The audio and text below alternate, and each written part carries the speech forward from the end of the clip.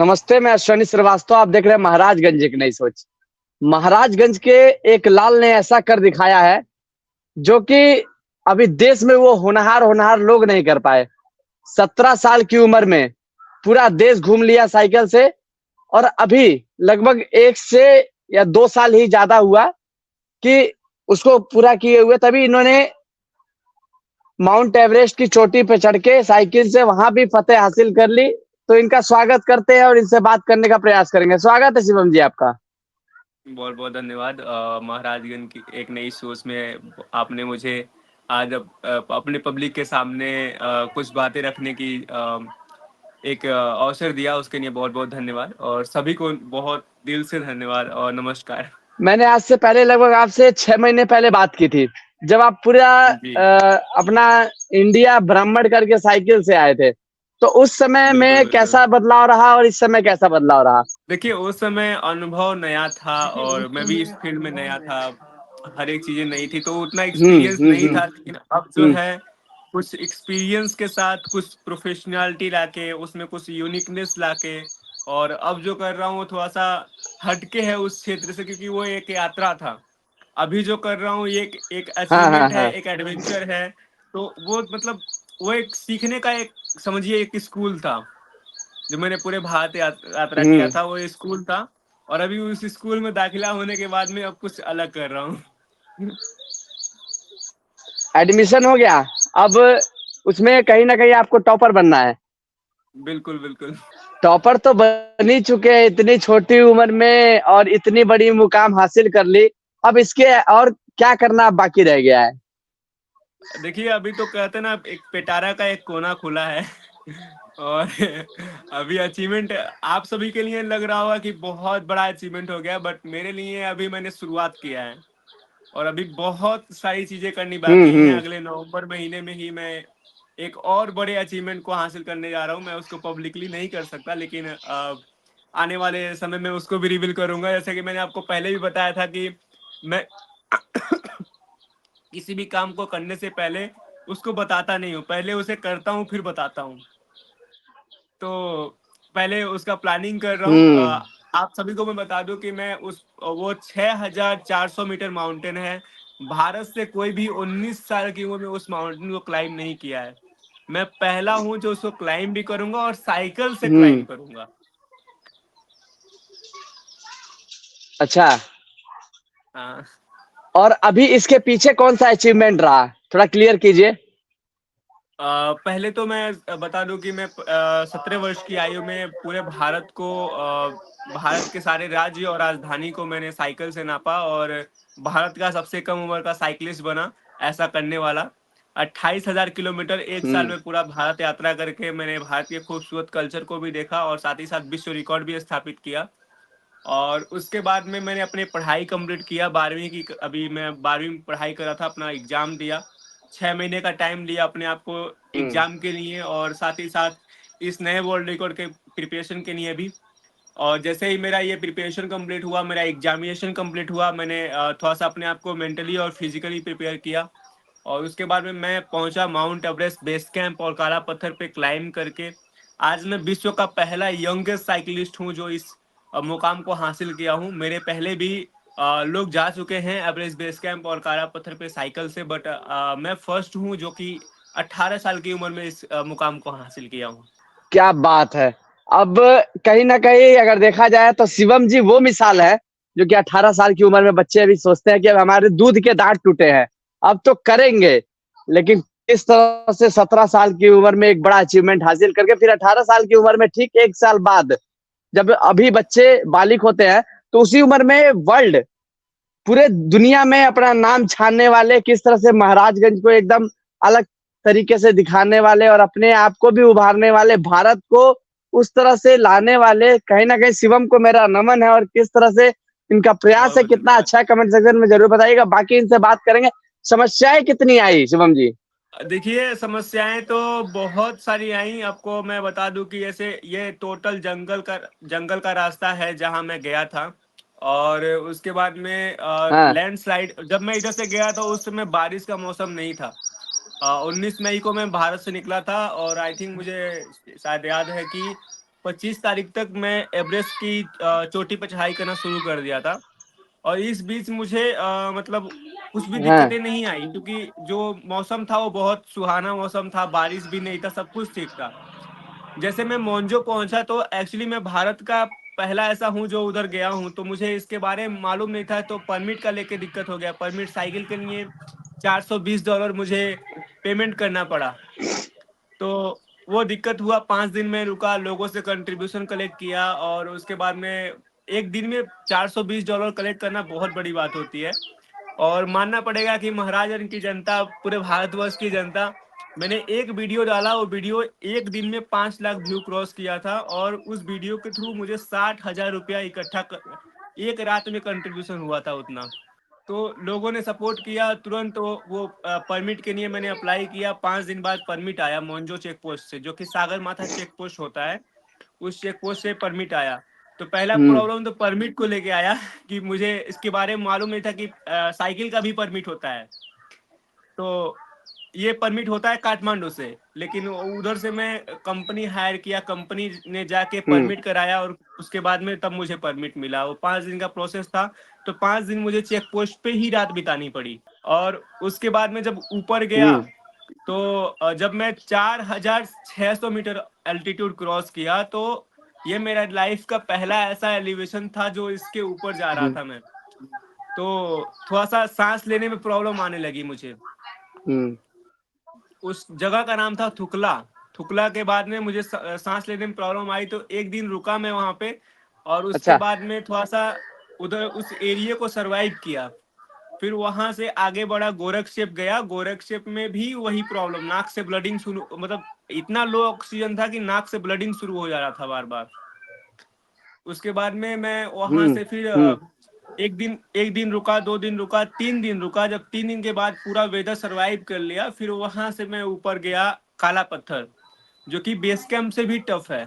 काला पत्थर हम्म। जो है वो 5,664 मीटर हाँ। अल्टीट्यूड पे है, और बेस कैंप जो है 5,364 मीटर अल्टीट्यूड पे है। तो उस अल्टीट्यूड पे पहुंचने के बाद में मुझे मतलब उस समय, जिस समय मैं काला पत्थर पे गया था, उस समय मेरे अलावा काला पत्थर पे कोई था ही नहीं। पूरा रास्ता वीरान पड़ा था, मैं अकेला अच्छा। उस रास्ते पे। तो हम्म। अब सिचुएशन ये था कि 100 मीटर का फासला रह गया है, 100 मीटर, और मैं नीचे हूँ। मेरी सांसें अटक रही हैं, मैं 2 कदम चलने के बाद बैठ जा रहा हूँ। मतलब ऐसा कभी लग रहा है कि मैं वापस लौट जाऊं, लेकिन जब पीछे मुड़ के देख रहा था कि मेरे पीछे पूरे महाराजगंज, पूरे देश की जनता आस लगाई पड़ी है कि ये करके आएगा। तो वो जो हौसला था ना, वो बढ़ जा रहा था बार बार। हर मतलब सोचिए, 4 किलोमीटर है गोरखशेप से काला पत्थर, करीब 4 किलोमीटर के आसपास है। उस 4 किलोमीटर में 3.5 किलोमीटर पहुंचने में मुझे मुश्किल से लगे होंगे 2.5 से 3 घंटे। हालांकि पूरा चढ़ाई है, और वो 500 मीटर जो फासला था, उसे पूरा करने में मुझे 3 घंटे लग गए। 500 मीटर केवल। ऑक्सीजन लेवल एकदम कम, हवा का प्रेशर बहुत ज्यादा, और टेम्परेचर एकदम से लो, 0 डिग्री सेल्सियस से भी नीचे। उसके बाद में जो हमारा हाई अल्टीट्यूड सिकनेस होता है एक प्रॉब्लम, वो प्रॉब्लम बार बार आ रही है, बार बार आ रही है। बहुत सारी दिक्कत ऊपर हुई, लेकिन कैसे भी करके मैंने उस मुकाम को हासिल किया। और जैसे मैं ऊपर पहुंचा ना, मतलब अपने आप को रोक नहीं पा रहा था, आंसू आते जा रहे थे आंख से, मतलब रुक ही नहीं रहे थे आंसू। घर वालों का कैसा रिएक्शन रहा? मैंने जैसा कि आपको पहले ही बताया था कि शुरुआती दौर में तो उनका सपोर्ट नहीं मिला था, लेकिन अभी के टाइम पे मेरे परिवार का, मेरे गांव समाज का, इवन जब मैं, जैसे मेरा सबमिट हुआ काला पत्थर, तो मैंने नेपाल टूरिज्म पुलिस में कॉल कर दिया कि मैं पहुंच चुका हूं, वहां पे वायरलेस कॉल होता है। तो मैंने कॉल कर दिया, मैं इधर पहुंच गया हूँ। उन्होंने इंडिया में इन्फॉर्म किया मुझे हम्म। शाम को भी। वो तो उस टाइम उन लोगों ने सेलिब्रेट किया गांव वालों ने, लेकिन मुझे शाम को पता चला कि हजारों किलो लड्डू बटा है गांव में, पूरे ढोल नगाड़े के साथ अबीर खेला गया है। मतलब वो माहौल मैं देख के, मतलब एक आश्चर्य हो गया कि भाई ऐसा भी हो सकता है मेरे लिए, मेरे गांव में।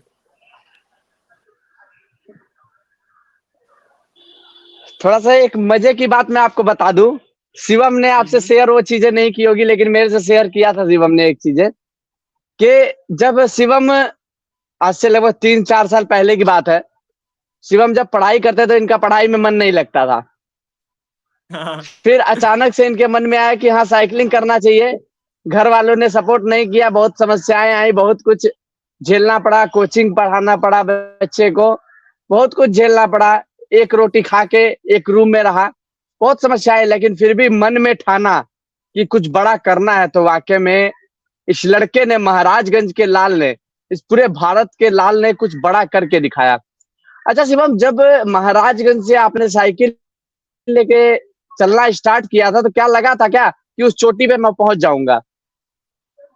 देखिए पहले कहते ना कि पहले दिल से पहुंचा जाता है उस जगह पे जहाँ पे आपकी मंजिल होती है। पहले दिल और दिमाग से उस जगह पे पहुंचा जाता है, फिर शारीरिक रूप से पहुंचा जाता है। तो पहले मैं उस जो भी करता हूँ ना उसके बारे में पहले गठन करता हूँ कि मैं कर सकता हूँ कि नहीं कर सकता हूँ, इस पे कोई गया है नहीं गया है, रूट कैसा है, वेदर कैसा है, सब कुछ मैं उस पर रिसर्च करता हूँ। तो मैंने अपने रिसर्च में अपने आप को वहां पहुंचा दिया था। अब ये करना यह था कि अपने शरीर को हम्म। वहां पहुंचाना था। तो जब हमारी प्लानिंग किसी भी चीज को लेके हमारी प्लानिंग अगर हम्म। सही तरीके से होती है तो वो उस चीज को हम अच्छे तरीके से कर पाते हैं। अगर हमारी प्लानिंग अधूरी है, हमारी जो तैयारी है हम्म। वो अधूरी है, तो हम उस चीज को नहीं कर पाएंगे। क्योंकि होता ना कि भटकाव हो जाता है उस समय। अब मुझे परमिट के हम्म। बारे में नहीं मालूम था, बाकी सारी चीजों के बारे में मालूम था, लेकिन परमिट के बारे में नहीं मालूम था। 5 दिन में लेट हो गया, और उसी 5 दिन के लेट की वजह से मेरा उधर से आते टाइम में मुझे चोट भी लगी।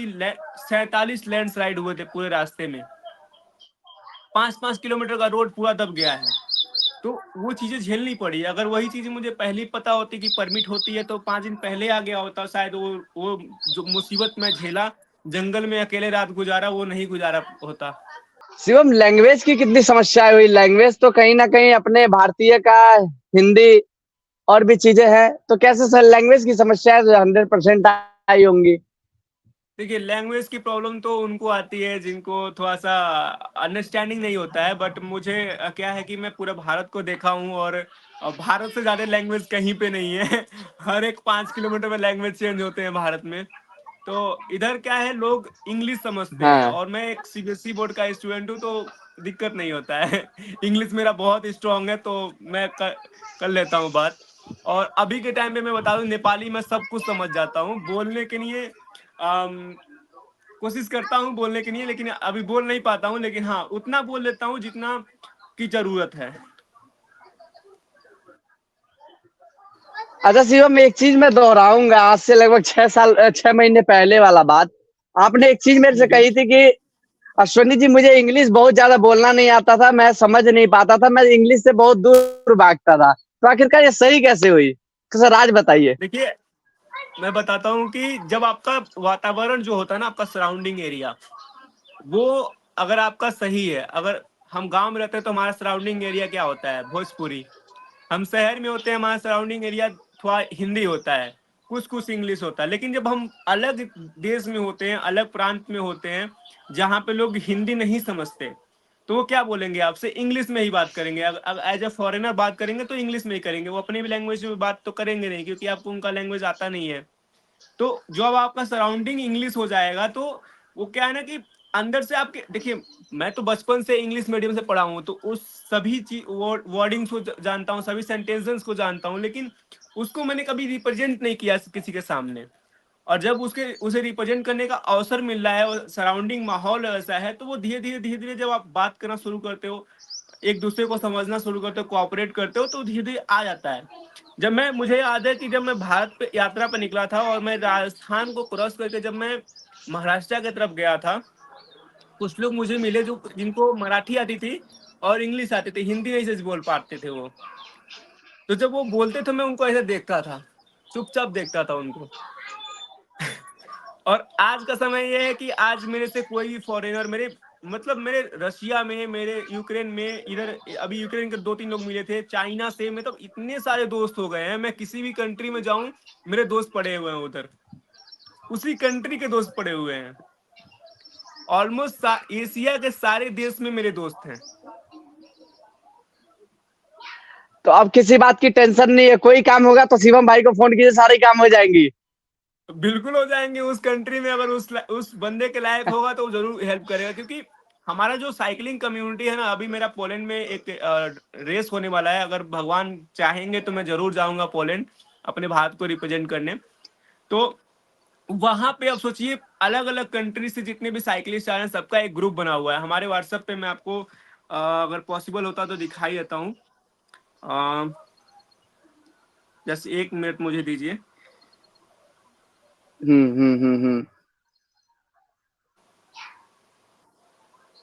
साइकिलिस्ट, ये देखिए, ये मिडल ईस्ट एशिया और यूरोप का ये पूरा शायद कैमरा बैक हो पाए तो मैं दिखाऊं हम्म। आप सभी को। ये देखिए, ये यूरोप का ये पूरा बना हुआ है ग्रुप, साइकिलिंग ग्रुप पूरे यूरोप का, यूरोप और मिडल एशिया का। और इसमें देखिए कहाँ कहाँ से ग्रुप हैं। हम्म। China, China, America, cyclist India, इसमें सारे कंट्री के लोग जुड़े हुए हैं और मैं उनसे जुड़ा हुआ हूँ। तो हमारी डेली कुछ ना कुछ ईरान से, हम्म। ये कजाकिस्तान से, मंगोलिया से, नेपाल से, तिब्बत से, लाओस से, ये कौन सा है, पाकिस्तान से इवन तो अब सोचिए, मैं उन सभी साइकिलिस्ट से जुड़ा हुआ हूँ और वो लोग उधर आएंगे। तो अब जो है हमारी कम्युनिटी थोड़ी अच्छी बिल्ड हो गई है। और कहीं ना कहीं ये कारण है बिल्ड होने का इंग्लिश, क्योंकि वो सभी लोग हिंदी नहीं जानते हैं, तो इंग्लिश के थ्रू ही उनसे जुड़ा हूँ। तो जरूरी है, अगर आप चाहते हैं कि मैं विदेशी दौड़ा करूं, और तो आपको कहीं ना कहीं इंग्लिश सीखना पड़ेगा और समझना पड़ेगा। और मेरी डेली हम्म। कोशिश रहती है कुछ नया सीखने की। अच्छा शिवम जी, आपकी तो ये रही साइकिलिंग और फिर आपकी माउंट एवरेस्ट और रही इंग्लिश। इसके अलावा आपने क्या क्या चीजें और नहीं सीखी, क्या बदलाव आया लाइफ में? देखिए, बदलाव तो बहुत कुछ आया, उसको गिना नहीं सकते, लेकिन कुछ चीजें ऐसी हैं जो मैं सबको बता सकता हूँ। कि पहला बात यह है कि मैं एक इंट्रोवर्ट लड़का था, मैं किसी से बात नहीं कर पाता था। मैं एक दीवारी, चार दीवारी के अंदर बैठ के एक घर में पढ़ाई करने वाला लड़का था, और पढ़ाई के साथ में हॉस्पिटल में जाके भर्ती होने वाला लड़का था। मैं बता दूं, मैं 14 साल की उम्र तक लगातार हॉस्पिटल में भर्ती रहा हूँ, लगातार। पीजीआई एक तरह से मेरा घर हो गया था, लखनऊ पीजीआई। मेरा पैर में दोनों फ्रैक्चर है, चोट लगा है, दोनों हाथ मेरा टूटा हुआ है, इधर मेरा नस दबा हुआ है, इधर इधर इधर मेरा प्रॉब्लम है। मतलब इतना सारा बॉडी में प्रॉब्लम है। लेकिन सोचिए, जब से मैं इस जर्नी को, एडवेंचर जर्नी को स्टार्ट किया हूँ, जब से अपने आप को योग पे ध्यान देता हूँ और साथ ही साथ अपने आप को मेंटेन रखता हूँ, तब से मैं 1 रुपए की दवा नहीं खाया हूँ। तो मैं तो पहले फिजिकली फिट हो गया, सबसे बड़ी बात है। इस जर्नी को स्टार्ट करने के हम्म। बाद मैं फिजिकली फिट हो गया, और वो सबसे बड़ी बात है कि एक मनुष्य फिजिकली फिट है। सेकेंड थिंग, मेरी वोकेबलरी जो है, मैं सबसे अच्छे से बात नहीं, कन्वर्सेशन नहीं कर पाता था। आज के टाइम में मैं किसी से भी बात कर लेता हूँ, कोई भी मैटर हो, किसी भी मैटर पे कुछ ना कुछ तो जरूर बोल लेता हूँ। वो चीजें मैं पहले नहीं कर पाता था। एंड थर्ड थिंग ये कि मैं, मतलब कि अब ऐसा हो गया है कि मैं किसी भी कंट्री में जाऊं, कहीं पे भी जाऊं, वहां पे मैं लोगों से कनेक्ट कर पाता हूं। तो ये एक जो ये सीखने का जो तरीका है, जरिया है ना, ये केवल और केवल ट्रैवल के थ्रू आया है। मैं बता दूं, मैं आपको पता ही है कि मैंने बताया था कि हालांकि मैं इतना भी कमजोर नहीं था स्टडी में। मैंने 2 साल पूरे भारत का दौरा किया और वापस आके 12th का एग्जाम दिया। मेरा कोई ग्रेड नहीं आया है, ग्रेड से ऊपर मार्क्स है। तो आप सोच सकते हैं, हम्म। कॉमर्स साइड में जहां प्रैक्टिकल भी नहीं होता है, बिना प्रैक्टिकल के उतने मार्क्स लाना, मतलब मैं पढ़ा भी नहीं। और मेरे लिए कॉमर्स एकदम नहीं आता, क्योंकि 10th तक मैं मैथ से था। मैथ के बाद पूरा पूरा हम्म। सब्जेक्ट ही चेंज हो गया, और उस सब्जेक्ट में भी उतने अच्छे नंबर लाना, तो इतना कमजोर तो नहीं हूँ। लेकिन हाँ, एक चीज होता है ना कि वो मन नहीं आता है, वो दिल नहीं लगता है कि यार टाइम वेस्ट कर रहा हूँ, ऐसा मुझे लग रहा था। अपने पैशन को, अपने ड्रीम को मैं छोड़ रहा हूँ। तो वो चीजें मैंने कैप्चर किया। और अभी के टाइम में बता दूं, मैं अपना स्टडी भी इसी क्षेत्र में फिक्स कर लिया। अब मुझे जो स्टडी करना है वो एडवेंचर हम्म। फील्ड में ही स्टडी है। मैं ग्रेजुएशन भी इसी फील्ड में करूंगा। तो अब ये चीजें मुझे सीखने को मिली कि हम्म। हम अपनी स्टडी को भी उसके हिसाब से कर सकते हैं जो मैं हम करना चाहते हैं। तो अब मैं सभी को मैं कहूंगा कि जो भी लोग ये वीडियो देख रहे हैं वो लोग कुछ लोग ऐसे होते हैं जो स्टडी को छोड़ देते हैं ऐसा करने के लिए। मैं बहुत सारे आजकल ट्रैवलर्स को देख रहा हूँ जो ठीक है वो आस्था के नाम पे ट्रैवल कर रहे हैं, हर हर महादेव करके वीडियोस बना रहे हैं, बहुत सारे व्यूज छाप रहे हैं, बट वो ज्यादा दिन तक नहीं चलेगा भाई। वो कुछ टाइम के लिए होता है, वो लिमिटेड होता है। आप कुछ ऐसा करो जो आप कर रहे हो ना, कुछ भी कर रहे हो उसके बारे में फ्यूचर को देख के आप प्लान करो कि क्या ये फ्यूचर में सस्टेनेबल है, ये स्टेबल रहेगा कि नहीं रहेगा। आज मैं जो भी कर रहा हूँ कल को अगर ये नहीं चला तो मेरी एजुकेशन तो रहेगी ना। मैं एजुकेशन को तो नहीं छोड़ा हूँ, मैं एजुकेटेड रहूंगा, किधर भी जाके किधर भी जॉब कर लूंगा। तो वो चीजें मतलब अभी हम्म। के टाइम पे शुरुआत शुरुआत में तो ऐसा लगा कि मैं यात्री बन जाऊंगा, मैं ट्रैवल करूंगा, मैं ऐसा करूंगा, लेकिन अभी के टाइम में समझ में आ रहा है कि ट्रैवल तो ठीक है, एडवेंचर तो ठीक है, बट एजुकेशन भी इम्पोर्टेंट है और एजुकेशन को भी फोकस करना पड़ेगा। तो उसको भी मैं हम्म। फोकस कर रहा हूँ। हम्म। और चौथी चीज ये है कि जीवन जीने का तरीका जो है ना, कि कम से कम संसाधन में हम कैसे अपने जीवन को व्यतीत कर सकते हैं। अब मुझे कोई परिस्थितियां हरा ही नहीं सकती, मैं तो इतना स्ट्रांग बन चुका हूं, मैं ऐसा खुल के कह रहा हूं कि कितनी भी मतलब विकट परिस्थिति आ जाए मैं सरवाइव कर लूंगा, क्योंकि मुझे पता है। मैं सोचिए जंगल में जिस समय में फंसा था, अभी 10 दिन पहले ही फंसा था मैं जंगल में। उस दिन मेरे पास केवल 1 लीटर पानी था, एक पार्ले जी बिस्किट था, कुछ नहीं। 2 दिनों तक वो पार्ले जी बिस्कुट को आधा आधा करके खाया था मैं, और 1 लीटर पानी में मैंने सरवाइव किया था। आज मैं आपके सामने बैठा हूँ, 4 किलो वजन कम हो गया है मेरे बॉडी का। मैं जब एवरेस्ट गया था उस समय मैं 56 kg था, अभी 52 kg हूँ।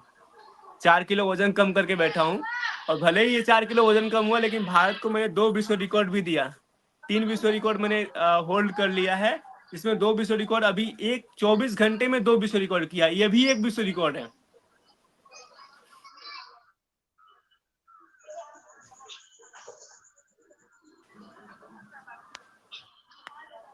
अच्छा शिवम, ये बताइए कि क्या इससे पहले जो रिश्तेदार थे वो शिवम को कॉल करते थे, शिवम को पूछते थे, या फिर अब जब शिवम ने दो दो विश्व रिकॉर्ड बना दिया है तो अब रिश्तेदारों का कितना फोन आता है, कितना सपोर्ट मिलता है? देखिए रिश्तेदार जो होते हैं ना, वो रिश्तेदार हो या पड़ोसी हो या आपके गांव वाले हो या इवन आपके पेरेंट्स हो, जब तक आप कुछ करते नहीं हो ना, तो जो जमाना है ना वो ताने कोसता है। और जब आप कुछ कर लेते हो ना, तो आपको वही जो दुनिया है, दुनियादारी है ना, वही आके बोलेगा मुझे पता था ये कर लेगा।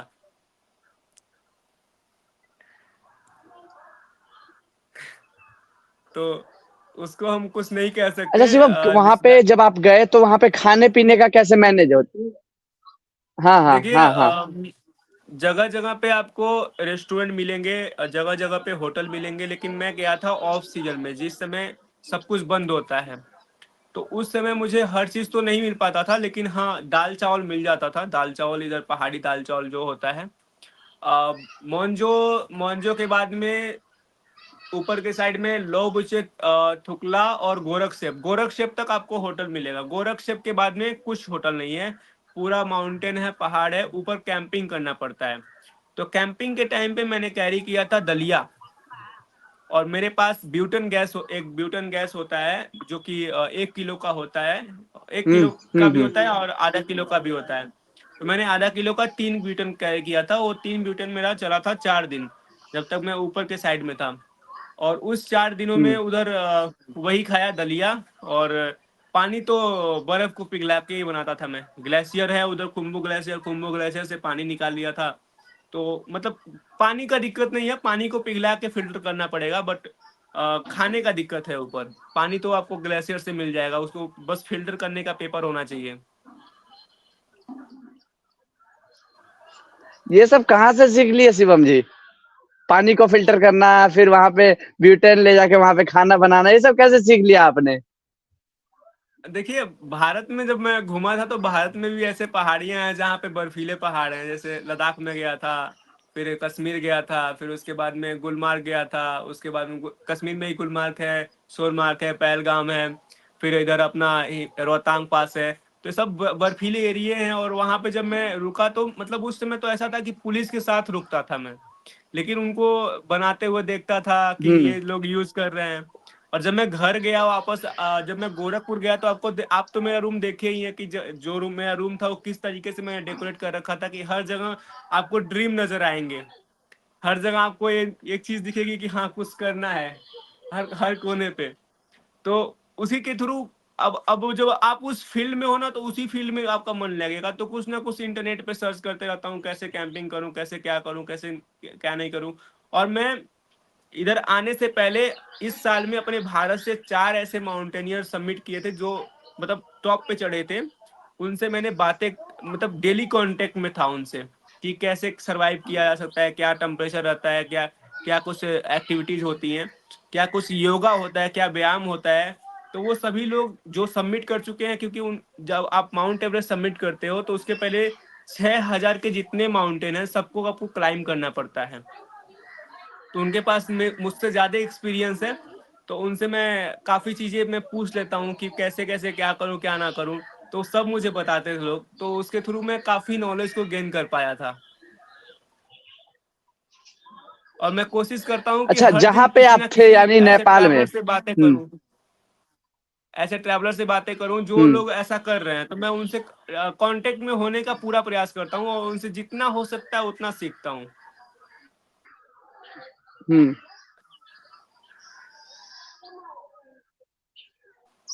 अच्छा, जब आप नेपाल में जब ये जा रहे थे आप साइकिल से, तो वहां के लोगों का कितना सपोर्ट मिला और यहाँ पे इंडिया के लोगों का कितना सपोर्ट यहाँ से मिला?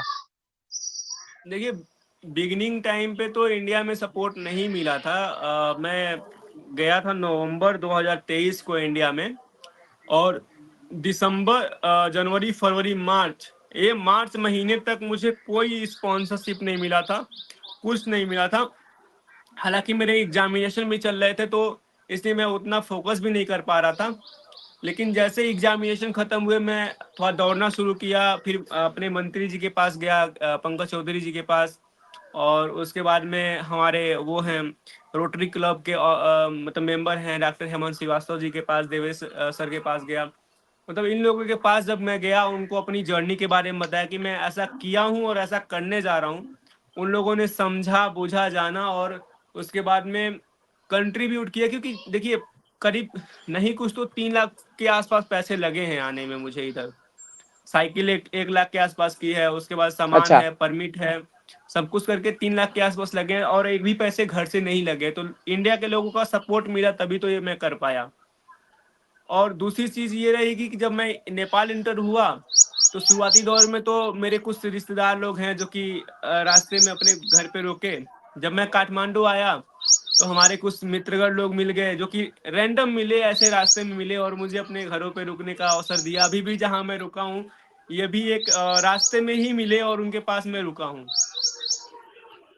तो मतलब यहाँ पे लोग, मतलब बहुत प्यारे लोग हैं, बहुत एक नेचर वाइज बहुत ही अच्छे लोग हैं, बहुत कोऑपरेटिव लोग हैं। सपोर्ट करने का भावना, क्योंकि पहाड़ों में आप कभी भी किधर भी जाएंगे, चाहे वो उत्तराखंड हो, हिमाचल हो, चाहे नेपाल हो, पहाड़ों के लोग जो होते हैं ना, उनके अंदर जो इमोशन होता है वो बहुत ही कूट कूट के भरा होता है और वो चीजों को समझते हैं। चलिए, बाकी ये शिवम जी का ये प्रयास कैसा लगा? अब लास्ट में जो जाते जाते ये बता दीजिए कि अभी प्रेजेंट टाइम में कहाँ है और अभी इंडिया कब आना है, इंडिया महाराजगंज में, क्योंकि लोग बेसब्री से इंतजार कर रहे हैं। जी बिल्कुल। फिलहाल मैं हूँ काठमांडू में, और मेरा अभी कुछ नेशनल मीडिया कॉन्फ्रेंस चल रहा है, वर्ल्ड रिकॉर्ड के कुछ प्रोटोकॉल हैं और कुछ ऑफिशियल वर्क भी हैं, जो कि सब कुछ मैं चाहता हूँ कि कंप्लीट करके इंडिया आऊँ। क्योंकि मेरे इंडिया आने के बाद फिर एक नए विश्व रिकॉर्ड की तैयारी करने में जुट जाऊंगा, तो ये सब काम इंडिया आके नहीं हो पाएगा। अभी मैं अपने आप को फ्री महसूस कर रहा हूँ, तो थोड़ा सा ये सारे काम कंप्लीट कर लूँ। मैंने डेट फिक्स कर दिया है, मैं 25-26 तारीख को, कल या परसों में मैं डेट भी अनाउंस कर दूंगा कि मैं इंडिया कब आ रहा हूँ। लेकिन आप सभी को मैं बता दूं, ये 25 या 26 तारीख को ही मैं आऊँगा इंडिया। और जब भी आऊँगा तो आपको 10 दिन पहले पता चल जाएगा कि मैं इंडिया आ रहा हूँ। इसी महीने में आ रहा हूँ, मैं जुलाई महीने में आ रहा हूँ। मैं भारत 20 तारीख के बाद कभी भी आ सकता हूँ, और वो डेट जल्द ही अनाउंस करूंगा। चलिए, जिस तरह से हमारे अभिनंदन पाकिस्तान से आए थे, वैसे कहीं ना कहीं बहुत बड़ा काम करके देश के लिए, देश का नाम ऊंचा करके शिवम पटेल इंडिया वापस आ रहे हैं, इंडिया के महाराजगंज में। बाकी आप इसी तरह से इनका स्वागत कीजिए, बाकी इनके हौसले को बढ़ाते रहिए, आगे ये एक और अचीवमेंट के साथ इनसे मुलाकात करेंगे। बाकी आप क्या सोचते हैं कमेंट सेक्शन में जरूर बताइएगा।